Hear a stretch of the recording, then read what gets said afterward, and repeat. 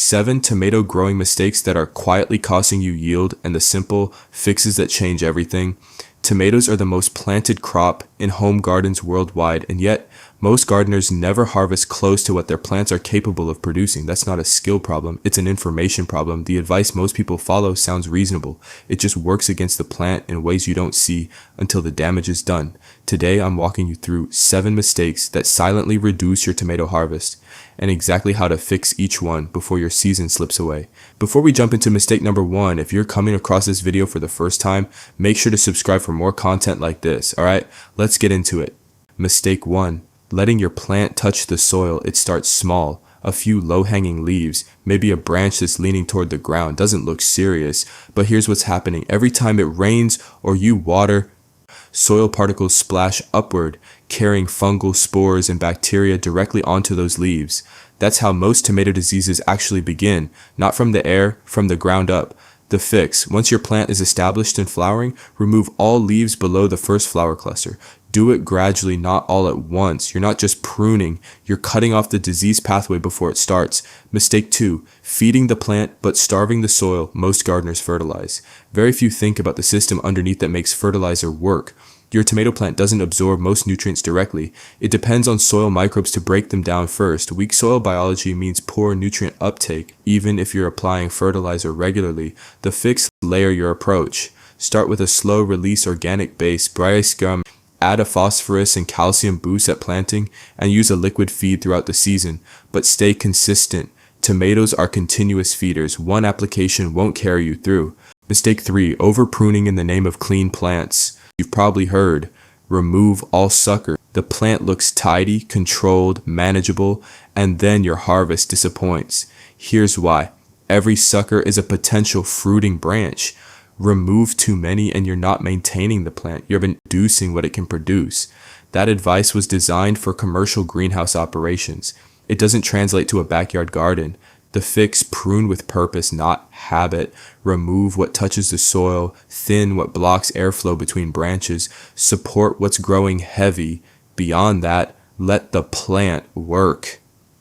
Mistake 4, planting at the wrong time for your climate. Most gardeners worry about planting too early and getting hit by frost. That's a real concern. But in warm climates, planting too late is the more costly mistake. Tomatoes don't stop producing because of heat. Their pollen does. Once temperatures stay consistently high, flowers drop before setting fruit. They bloom, they fall, nothing develops. The fix: shift your timing earlier so your plant is already fruiting before peak heat arrives. In many warm climate gardens, this single change can nearly double your yield. Mistake 5, giving tomatoes unfiltered sun all season. Yes, tomatoes need full sun, but they don't need intense, unbroken sun all day through midsummer. Under extreme heat and light, plants shift resources away from fruiting and into survival. Leaves overheat, water loss spikes, and disease resistance drops. The fix: give full, unfiltered sun early in the season, then introduce 30 to 40% shade cloth during peak summer heat. This extends your harvest window, lowers disease pressure, and improves fruit quality. You're not limiting the plant, you're giving it the conditions it actually thrives in. Mistake 6, watering on a schedule. Instead of reading the soil, water every day. Water twice a week. The problem with schedule-based watering is that it ignores what actually matters. What the soil is doing right now. Inconsistent moisture, not just drought, is what leads to cracked fruit, blossom end rot, and stunted growth. Too much one day, too little the next creates the same damage as not watering at all. The fix: check the soil before you water. Push a finger 2 inches in. If it's still damp, wait. If it's dry, water deeply. Consistent, deep moisture is what tomatoes need. Frequency is secondary. Mistake 7, installing support after the plant already needs it. This one catches people off guard because it doesn't show up early. The plant looks healthy, growth is strong, then fruit sets, weight accumulates, and suddenly branches are snapping, vines are collapsing, and fruit is sitting on wet soil. The plant didn't fail, the support system did, because it wasn't ready in time. The fix: put your cages, stakes, or trellis in place at planting, not when the plant starts to lean, not when it begins fruiting. Early, before it's needed, that's when it matters. Tomatoes don't require perfect conditions to produce well, but they do require the right conditions at the right time. And most of what holds a harvest back isn't dramatic. It's quiet, gradual, easy to overlook until it's too late to fix.